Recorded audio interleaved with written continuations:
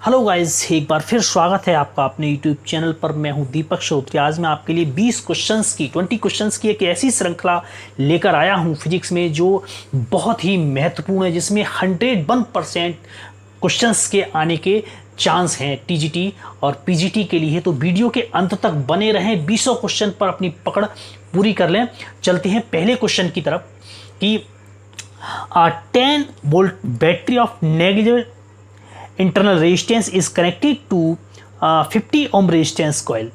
The heat energy produced in 1 hour in 1 joule will be, मतलब कोई 10 volt की battery है, इसका आंतरिक प्रतिरोध नगण्य है, 50 ओम के प्रतिरोध कुंडल से जुड़ा है, 1 घंटे में पैदा हुई ऊष्मीय ऊर्जा होगी। तो जो हीट होगी, हमने पावर के लिए फार्मूला पढ़ा होगा P equal to V I. तो P equal to V I formula पढ़ा। अब यहाँ पूछा है, आपका बी दिया हुआ है, बी दिया है वोल्ट और आर रेजिस्टेंस दिया हुआ, तो आपको रेजिस्टेंस वाला फार्मूला लगाना है। और चूंकि यहाँ पर ऊष्मीय ऊर्जा पूछा है, ऊष्मीय ऊर्जा के लिए क्या होगा, H equal to B square upon R, ये पावर होगी इंटू टाइमिंग टी है। यहाँ ये फार्मूला यूज करना है। वी स्क्वायर की जगह वैल्यू लगाओगे 10 इंटू 10 अपॉन रेजिस्टेंस मतलब 50 ओम इंटू टाइमिंग क्या है, 1 घंटे में, 1 घंटे का मतलब सेकेंड में 60 इंटू 60 सेकेंड में बन गया। ठीक, यहाँ इसको आप सॉल्व करेंगे तो सॉल्व करने के बाद आता है अप्रॉक्स आपका पहुँचेगा 60 36 360 इंटू 20 इक्वल टू 72,000 जूल में आएगा आंसर। ऐसा कौन सा ऑप्शन है? ऑप्शन नंबर बी आपको साफ दिखाई दे रहा है कि 72 जूल। बहुत ही इंपॉर्टेंट क्वेश्चन है।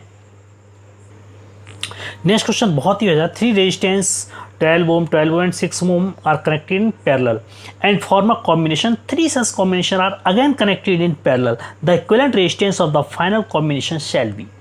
3 प्रतिरोध आपके लिए गए कुछ इस तरह से, इनको पैरेलल वाइज में जोड़ा गया है, 12 ओम 12 ओम 6 ओम। अब इसी तरह के 3 कॉम्बिनेशन जोड़े गए हैं और नीचे भी हैं 12 और 6 है ना, फिर से अगला जोड़ा गया है ना, ऐसा जुड़े हुए। ठीक है, तो पहले हम इन 3 का निकाल लेते हैं। खैर, जो पैरेलल कॉम्बिनेशन में रेजिस्टेंस होता है उसका फार्मूला होता है 1 upon R equal to, parallel वाले अपॉन में जुड़े जाते हैं, 1/12 प्लस 1/12 प्लस 1/6 इक्वल टू क्या होगा, एलसीएम 12 आया, 1 प्लस 1 प्लस 6 2 जा 2 आ गया, 4 अपॉन कितना 4/12 ये आ जाएगा। पैरेलल बेस में 1/3 आया, 1/3 तो आर इक्वल टू कितना हो जाएगा 3 ओम।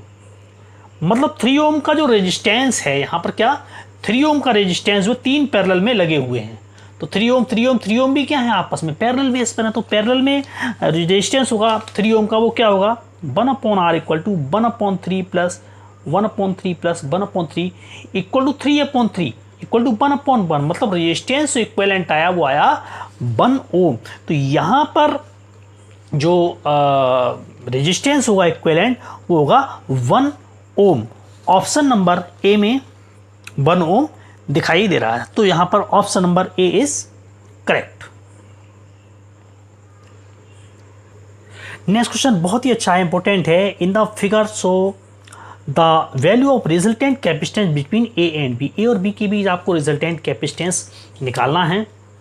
तो हम देखते हैं कि पैरेलल बेस में रेजिस्टेंस कभी दोनों आपस में पैरेलल है, 5 माइक्रोफेरेड 5 माइक्रोफेरेड, और ये इसके साथ क्या है सीरीज में है। तो सीधा यहाँ पर पैरेलल में जो रेजिस्टेंस हम जोड़ते थे 1 की फॉर्म में जोड़ते थे, यहाँ पर क्या है जस्ट उल्टा है, ये सीधा सीधा आप जोड़ देंगे 5 ओम 5 माइक्रोफेरेड 5 माइक्रोफेरेड क्या आ जाएगा 10 माइक्रोफेरेड रेजिस्टेंस हो गया। ठीक है, अभी 10 माइक्रोफेरेड और 10 माइक्रोफेरेड किस में है आपस में पैरेलल में है। तो पैरेलल को जब आप सॉल्व करेंगे, पैरेलल सॉरी ये सीरीज में है, तो सीरीज का यहाँ पर कैपेसिटेंस जो निकालते हैं बिल्कुल अपोजिट होता है रेजिस्टेंस के, 1/C1 प्लस 1/C2, ये आ जाएगा 2/10 मतलब 5 equal to 1/5 plus C equal to कितना आ गया 5 आ गया, C equal to 5 microfarad. Option number B में 5 माइक्रोफेरेड है, option V is correct. Next question बहुत ही इंटरेस्टेड है और बार बार एग्जाम में पूछा जाता है और हमें देखने में इतना टिपिकल लगता है, लेकिन वास्तव में रियल में ये सिंपल होता है कि ये रेजिस्टेंस जो आपके चित्र में प्रदर्शित प्रपथ के लिए बिंदु ए और बी के बीच प्रतिरोध का मान होगा। ए और बी के बीच रेजिस्टेंस क्या होगा? यहाँ देखिए इन्फिनिटी तक आपको दिया हुआ रेजिस्टेंस, इन्फिनिटी तक जुड़ी हुई है, तो हम यहाँ पर इतना रेजिस्टेंस इसको टोटल इक्वल टू मान लेते हैं। इसका रेजिस्टेंस क्या है? आर है। टोटल के लिए आर, हमें नहीं पता इन्फिनिटी तक क्या है, हम इस टोटल के लिए क्या मान लेते हैं? इस तरह के जितने भी क्वेश्चन होंगे उस सब में यही करेंगे आप, इक्वल टू आर है। अब हम इसको यहां से तोड़ देते हैं सर्किट के लिए। कहां से? यहां से तोड़ देते हैं।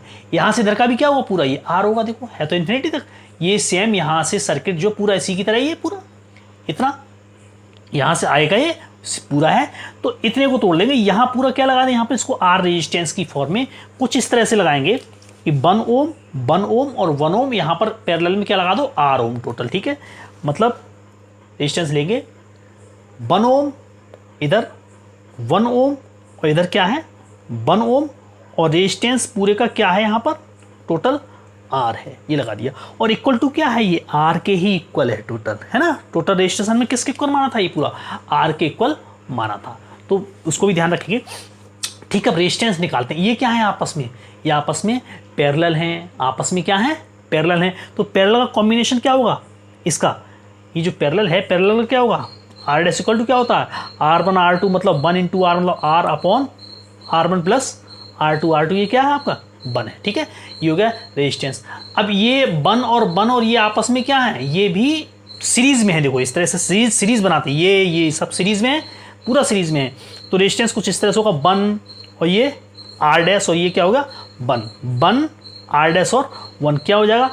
इक्विवेलेंट रेजिस्टेंस कितना है? वो आर ही है टोटल। देखिए पूरा आर है, तो 1 प्लस 1 इक्वल टू 2, 1 और 1 2, plus R upon R plus 1 equal to R. ठीक, इसको सॉल्व करेंगे, सॉल्व करके क्या आता है? R upon R plus 1 equal to R minus 2। Total solve करेंगे कुछ इस तरह से, आर इक्वल टू, इसको दोनों को मल्टीप्लाई कर देंगे, आर स्क्वायर माइनस ये आ जाएगा माइनस आर माइनस 2, कुछ इस तरह से आएगा। ठीक है, आर स्क्वायर प्लस आर और माइनस 2, मतलब माइनस आर आ जाएगा और माइनस 2। सॉल्व करेंगे, implies that R square minus 2r हो जाएगा, उधर आर जाएगा, 2r माइनस का हो गया, माइनस का 2 इक्वल टू 0। जब इसे सॉल्व करेंगे रूट आएंगे, minus B plus minus B square minus 4ac Pythagoras लगा देंगे। माइनस बी का मतलब माइनस प्लस 2b, ये बी है ना, plus minus B square minus 4ac, मतलब 4 माइनस 2 4 बी स्क्वायर, ये हो जाएगा 4ac, 4 दूनी कितना होगा? 8, और ac माइनस 4ac, ये प्लस का साइन हो जाएगा यहाँ पे। ठीक है, अपॉन में क्या आ जाएगा? 2 इंटू 2a। ठीक, ये आता है, तो उससे 2 कटेगा, यहाँ पर भी 2 प्लस माइनस 2 कॉमन आएगा, अंदर क्या बचेगा? 3 अपॉन 2, 2 से 2 कटा, मतलब रूट 3, 1 प्लस माइनस रूट 3, ये रेजिस्टेंस आता है आर। आपका दो तरह के रेजिस्टेंस है, दो आते हैं माइनस के, आर 1 प्लस माइनस रूट 3। और ऑप्शन यहाँ पर आप देखेंगे कि जो 1 प्लस रूट 3 ऑप्शन है वो कहाँ है? ऑप्शन नंबर डी में। तो ऑप्शन डी करेक्ट होगा, माइनस नहीं है, कोई बात नहीं, एक ऑप्शन आपका फिट बैठता है 1 प्लस रूट 3, क्योंकि माइनस में जब ये रूट 3 की वैल्यू 1 से ज़्यादा होती है तो माइनस में वैल्यू रेजिस्टेंस की नहीं आ सकती, इसलिए प्लस वाली वैल्यू ही आप यहाँ पर ये लेंगे, प्लस वाली वैल्यू लेंगे, इसलिए ऑप्शन आपका कौन सा? डी करेक्ट होगा। नेक्स्ट क्वेश्चन बहुत इंपॉर्टेंट है और पूछा जाता है कि दो बल्ब P1 वाट और B वोल्ट तथा P2 वाट B वोल्ट को समांतर क्रम में जोड़ा गया है। यहाँ पर कौन सा क्रम है? समांतर क्रम में जोड़ा गया, तब कुल शक्ति क्या होगी? क्योंकि समांतर क्रम में जब जोड़ा जाए तो कुल शक्ति सीधे सीधे आप जोड़ देंगे, P equal to P1 plus P2। Option A correct होगा आपका यहाँ पर। अगर हिसाब से इस तरह से पूछा जाए कि श्रेणी क्रम में जोड़ा गया है, पैरेलल की बजाय सीरीज में जोड़ दें, तो क्या होगा? 1/P1 प्लस 1/P2 करके आप जोड़ सकते हैं। ठीक, बहुत ही इंपॉर्टेंट और बार बार पूछा जाने वाला प्रश्न है कि बहुत कम प्रतिरोध को मापने के लिए हमें प्रयोग करना चाहिए। तो बहुत कम रेजिस्टेंस नापने के लिए हमें ना तो व्हीटस्टोन का भी यूज नहीं हुआ, पोटेंशियोमीटर भी नहीं है, वोल्टमीटर, ये आपका केल्विन जो डबल सेतु है, केल्विन डबल ब्रिज का यूज करेंगे। ऑप्शन वी करेक्ट है, बहुत ही इंपॉर्टेंट है, क्वेश्चन बार बार पूछा जाता है। बहुत ही अच्छा क्वेश्चन है कि निम्न में से जो सही रूप में सुमेलित नहीं है वह है, बहुत ही इंपॉर्टेंट क्वेश्चन है। रमन प्रभाव, रमन इफेक्ट आपका स्कैटरिंग ऑफ लाइट, बिल्कुल ठीक है। थॉमसन इफेक्ट, थर्मोइलेक्ट्रिसिटी, ये भी आपका ठीक है। हॉल इफेक्ट, वर्क फंक्शन, और प्रकाश विद्युत प्रभाव, प्रकाशीय क्वांटम, ये भी सही है। जो हॉल इफेक्ट है वो वर्क फंक्शन से रिलेटेड नहीं, ये आपका पोटेंशियल डिफरेंस के लिए होता है। तो यहाँ पर जो सम्मिलित नहीं होगा वो होगा ऑप्शन सी, हॉल प्रभाव इक्वल टू वर्क फंक्शन, ये नहीं होगा। नेक्स्ट क्वेश्चन इंपोर्टेंट है, विद्युत द्विध्रुव का विद्युत क्षेत्र सुदूर बिंदुओं पर बदलता है जैसे, मतलब तो देखिए अक्षीय और निरक्षीय स्थिति में, चाहे एक्सियल हो, नॉन एक्सियल हो, दोनों ही कंडीशन में जो इलेक्ट्रिक फील्ड है वो डिस्टेंस के साथ कुछ इस तरह से बदलता है, आर की पावर 3। आपने पढ़ा होगा कि E equal to 1/4 pi epsilon not into 2p upon R की पावर 3, इस तरह से पढ़ा होगा ना। पी डायपोल मूवमेंट है, आर की पावर 3 यहाँ पर आएगी। ये आपका एक्सियल कंडीशन में, नॉन एक्सियल के लिए यहाँ पर सिर्फ पी रह जाएगा, ठीक है। अपॉन दोनों कंडीशन में आर की पावर 3 का क्या है, इनवर्सली प्रोपोर्शनल है, मतलब ऑप्शन सी करेक्ट होगा, ऑप्शन सी करेक्ट। पढ़ाई इंटरेस्टेड और अच्छा क्वेश्चन है, बार बार पूछा जाता है कि टेंजेंट गैल्वेनोमीटर मेजर्ड, क्या नापता है टेंजेंट गैल्वेनोमीटर? तो गैल्वेनोमीटर जो आपको करंट की डायरेक्शन नापता है। यहाँ पर करंट है, देखो करंट ऑप्शन बी में है, ऑप्शन बी इज करेक्ट, क्योंकि कैपेसिटेंस, रेजिस्टेंस और पोटेंशियल डिफरेंस तीनों में से किसी से संबंधित नहीं है। पोटेंशियल डिफरेंस आप वोल्ट मीटर से नापेंगे, रेजिस्टेंस और कैपेसिटेंस ये भी आपका लगे, ये आपका करंट होगा। गैल्वेनोमीटर से करंट की डायरेक्शन देखते हैं, करंट, ऑप्शन बी करेक्ट।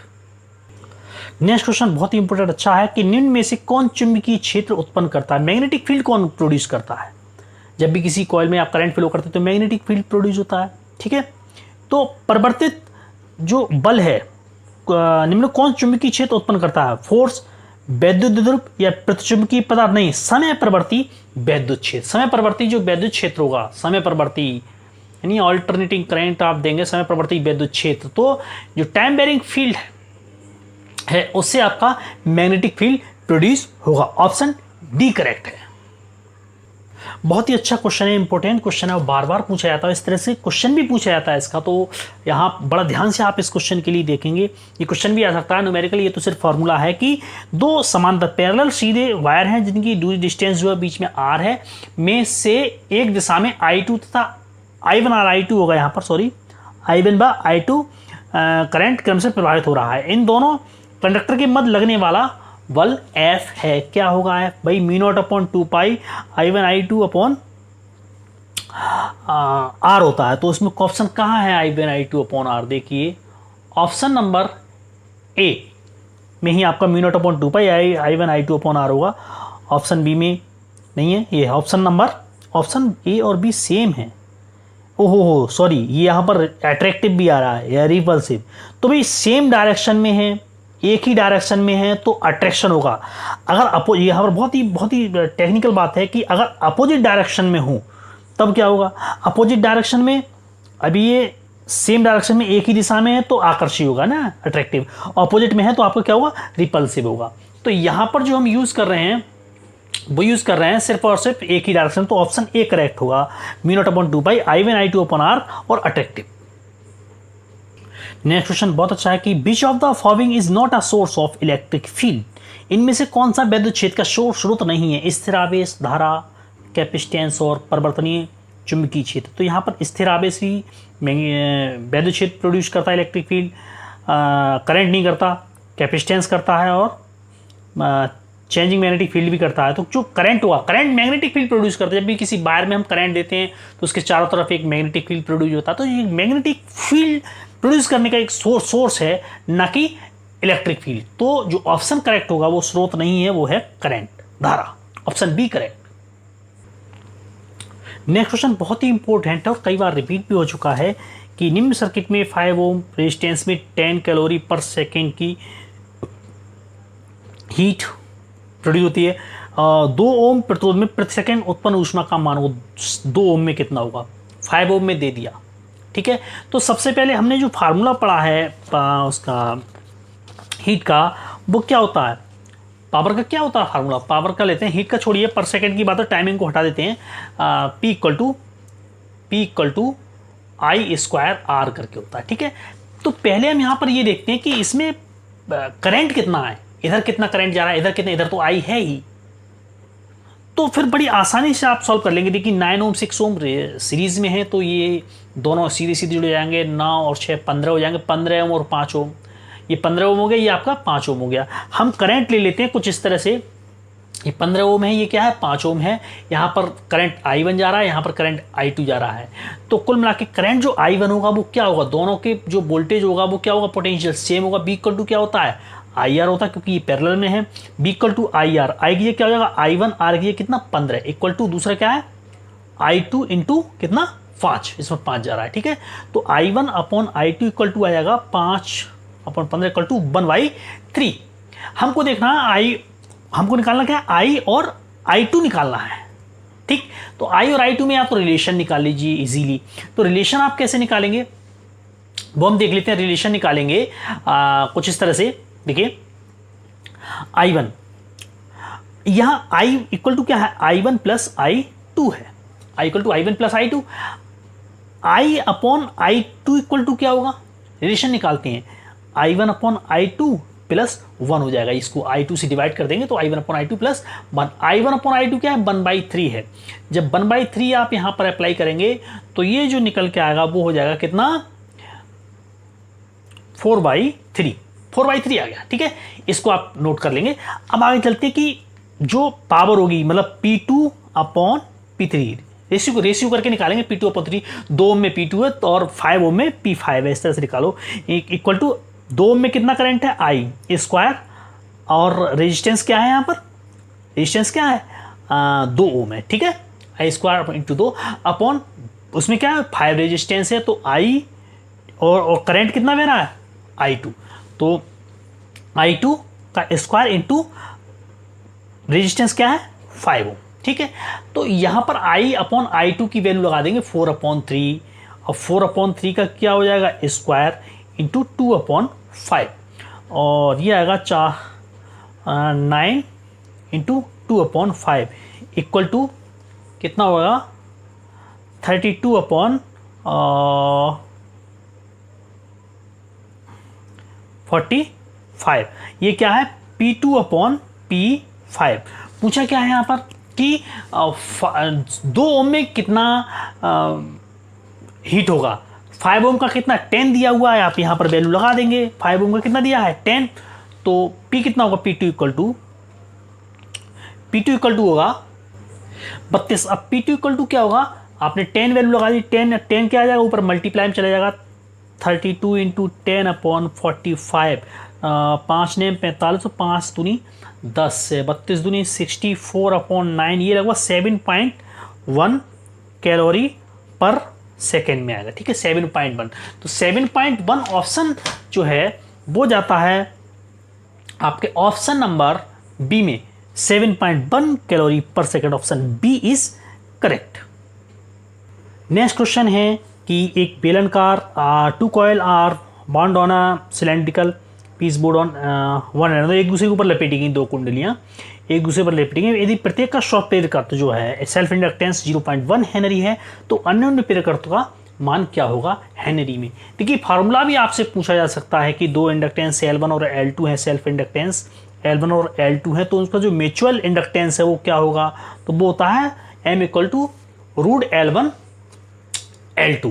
ये फार्मूला पूछा जा सकता है। अब यहाँ पर चूंकि दिया हुआ है कि 0.1 इंटू 0.1, तो जो म्यूचुअल इंडक्टेंस होगा वो क्या होगा, L1 L2 की वैल्यू आप ला दो 0.1 ही निकल कर आएगा M equal to mutual inductance. तो यहाँ जो ऑप्शन होगा वो 0.1, ऑप्शन ए करेक्ट होगा, option A is correct. Next question बहुत ही अच्छा और इंपॉर्टेंट है, बार बार पूछा जाता है कि 2 सर्किट का अन्योन्य प्रेरण गुणांक जो म्यूचुअल इंडक्टेंस है वो 0.09 हेनरी है। प्राइमरी कॉइल में करंट 0.06 सेकेंड में 0 से 20 एम्पियर तक परिवर्तित हो, 20 एम्पियर तक परिवर्तित होता है, तो सेकेंडरी सर्किट में उत्पन्न विद्युत वाहक बल का मान होगा।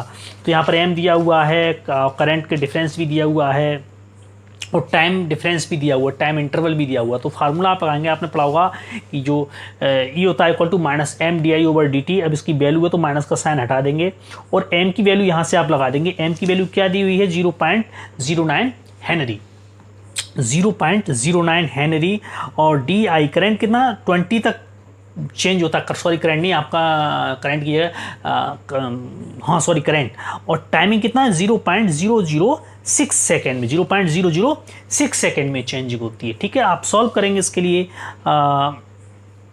0 लगाएंगे यहाँ पर, 9 से 6 हो गया, और ये कट के 3 30 आ जाएगा 300 वोल्ट हो गया। 300 वोल्ट ऑप्शन नंबर बी है, तो ऑप्शन बी आपका करेक्ट होगा, ऑप्शन बी इज करेक्ट। बहुत ही इंपॉर्टेंट क्वेश्चन है, आप पढ़ लें इसके लिए। नेक्स्ट क्वेश्चन बहुत ही इंपॉर्टेंट है, और एक ही क्वेश्चन में बहुत सारे क्वेश्चन छुपे हुए हैं, और कई तरह से ये आपका क्वेश्चन पूछा जा सकता है अलग अलग तरह से, कि इसमें जो लिस्ट फर्स्ट और सेकंड के लिए आप सुमेलित कीजिए, जो मैक्सवेल इक्वेशन है और लॉ, मैक्सवेल इक्वेशन और लॉ दिए हुए हैं, किस लॉ से कौन सा मैच हो रहा है, तो del dot E equal to rho upon epsilon not, तो ये आपका ये गॉस लॉ होता है ना, क्यू अपॉन एप्सिलॉन, तो गॉस लॉ करके कुछ होता है, तो गॉस लॉ से आप इसको मैच करेंगे। दूसरा क्या है, del dot B equal to 0, del dot B equal to होता है वो मैग्नेटिक मोनोपोल के लिए होता है, तो मैग्नेटिक मोनोपोल के लिए ये रहा आपका ऑप्शन 3, और del dot equal del B over del T, जब del B over del T यहाँ पर आया है, del dot E rho upon epsilon not, तो आपको गॉस लॉ बन गया, और del B upon del T रहता तो यह फेराडे बन जाता है, फेराडे, क्योंकि यहाँ पर मैग्नेटिक फील्ड आ गया ना, फेराडे, इलेक्ट्रिक और मैग्नेटिक दोनों आ गए ना, तो फेराडे बन जाएगा। अब जहाँ थोड़ी करंट की बात हो रही है, वहाँ एम्पियर लॉ लागू होता है, देखो यहाँ पर करंट डेंसिटी आ रही है म्यू नॉट जी, डेल डब्ल्यू म्यू नॉट जी, करंट डेंसिटी आ रही है, तो वहाँ पर एम्पियर होगा। यहाँ ये शॉर्ट ट्रिक आप इसे समझ सकते हैं बड़ा इजीली, कि जहाँ करंट है वहाँ एम्पियर हो सकता है, जहाँ मैग्नेटिक और इलेक्ट्रिक तो वहाँ फेराडे आएगा, और मैग्नेट के लिए वो मोनोपोल हो गया, और जो जहाँ पर क्यू अपॉन एप्सिलॉन की फॉर्म में कुछ इस तरह से हो, तो वो आपका गॉसेस लॉ हो जाता है। ठीक है, ये मैचिंग बनती है 4 3 2 1। अब ऑप्शन देखते हैं हम, ऑप्शन 4 3 2 1 है ऑप्शन बी में, तो option B is correct. Next question बहुत ही अच्छा है, कि यदि दो प्रेरकत्वों को समांतर क्रम में जोड़ने पर परिणामी प्रेरकत्व 2.4 हेनरी आता है, और यदि उन्हें श्रेणी क्रम में जोड़ा जाए तो परिणामी प्रेरकत्व 10 हेनरी होगा, दोनों प्रेरकत्वों के मानों के बीच में अंतर क्या होगा, मतलब L1 माइनस L2 यहाँ पर हमको निकालना है। तो श्रेणी क्रम में, समांतर क्रम में जब आप जोड़ें 2.4 आता है, समांतर क्रम में रेजिस्टेंस की तरह फॉर्म में चलेगा ये, L1 L2 upon L1 plus L2 equal to होता है 2.4, देखो 2.4 दिया हुआ है हेनरी में। ठीक है, समांतर क्रम में, और श्रेणी क्रम में 10 हेनरी आता है, मतलब L1 प्लस L2 क्या है, वो है आपका 10। दोनों की वैल्यू लगाएंगे तो L1 L2 upon 10 equal to 2.4, L1 L2 equal to हो जाएगा 24। अब अंतर आपके लिए निकालना है L1 माइनस L2, तो L1 माइनस L2 का स्क्वायर क्या होता है, L1 प्लस L2 का होल स्क्वायर, फार्मूला नहीं है, वही फार्मूला है, a plus A minus B का square equal to a plus B का स्क्वायर, और माइनस क्या करेंगे 4ab, मतलब 4L1 और L2, वैल्यू आप यहाँ पर पुटअप कर दीजिए। L1 प्लस L2 क्या है, L1 प्लस L2 10 है, और 10 का स्क्वायर मतलब हो गया 100, minus 4L1 L2, L1 L2 की वैल्यू क्या है 24 है, और 24 मल्टीप्लाई करेंगे 24 से क्या आएगा, 24 सक 96 इक्वल टू क्या आएगा 4। ये स्क्वायर है यहाँ पर, L1 माइनस L2 का क्या है, स्क्वायर है, स्क्वायर हटाएंगे तो क्या बनेगा, L1 minus L2 equal to 2 आ जाएगा, स्क्वायर ना, इसका रूट निकालेंगे तो 2 आएगा। ऑप्शन देखेंगे, ऑप्शन है 2 Henry, option number A is correct. बहुत अच्छा क्वेश्चन है कि ट्रांसफार्मर का क्रोड बना होता है फौलाद का, नरम लोहे का, तांबे का या एल्यूमिनियम का, ना कॉपर का होता है ना एल्यूमिनियम का होता, सॉफ्ट आयरन का होता है, सॉफ्ट आयरन, नर्म लोहा, ऑप्शन बी इज करेक्ट। बहुत अच्छा और इम्पोर्टेंट क्वेश्चन है कि किसी एसी सर्किट के लिए LCR में विभव के मान क्रमशः 60 20 30 वोल्ट हैं, EMF की वैल्यू निकाली है ना, विद्युत वाहक बल आपको यहाँ पर निकालना है। अब चूंकि LCR सर्किट में जो विद्युत वाहक बल निकालेंगे हम, वो फार्मूला होता है B equal to BR square root minus BL minus BC का स्क्वायर। अच्छा BR यहाँ पर कितना दिया हुआ है, 30 दिया हुआ, 30 का स्क्वायर। अच्छा BL कितना 60 माइनस 20 हो जाएगा, BL और BC, L 60 और वो 20 है, जो वैल्यू है आपकी है 20 और 60 और 20 है, ये R के लिए 30 है। अप्लाई कर देंगे, ये आ जाएगा कितना, ये आ जाएगा 900 प्लस इतना 40 हो जाएगा, 40 का स्क्वायर ये आएगा 25 स्क्वायर लगभग 50 आता है, V इक्वल टू 50 वोल्ट आता है। ठीक है, तो जो इक्विवेलेंट जो वोल्टेज होगा, विद्युत वाहक बल होगा, वो होगा 50 वोल्ट। ऑप्शन नंबर सी यहाँ पर करेक्ट होगा, option C is correct. Next question बहुत ही अच्छा और कई तरह से पूछा जाता है कि क्यूरी तापक्रम वह तापक्रम है जिसके ऊपर लौह चुंबकीय पदार्थ अन्य चुंबकीय पदार्थों में बदल जाते हैं। यहाँ तो ऑप्शन ए ही दिखाई देने लगा। ठीक है, लौह चुंबकीय पदार्थ प्रतिचुंबकीय पदार्थों में बदल जाते हैं और अनुचुंबकीय पदार्थ लौह चुंबकीय पदार्थों में बदल जाते हैं। सारे पदार्थों का चुंबकत्व समाप्त हो जाता है। सारे का समाप्त नहीं होता। क्यूरी तापक्रम वह ताप है जहाँ पर जो फेरोमैग्नेटिक सबस्टेंस है वो पैरामैग्नेटिक सबस्टेंस में चेंज हो जाते हैं। तो यहाँ पर जो ऑप्शन ए है वो ही करेक्ट होगा, ऑप्शन ए इज करेक्ट। तो बहुत ही इंपॉर्टेंट प्रश्नों की श्रृंखला थी आपकी, और वीडियो अगर पसंद आया तो लाइक शेयर कमेंट जरूर करें, साथ ही बेल आइकन को दबाएं ताकि मेरा अगला वीडियो आप तक पहुंचे। जल्दी ही आप अगला वीडियो आने वाला है, तो साथ बने रहें। Thank you.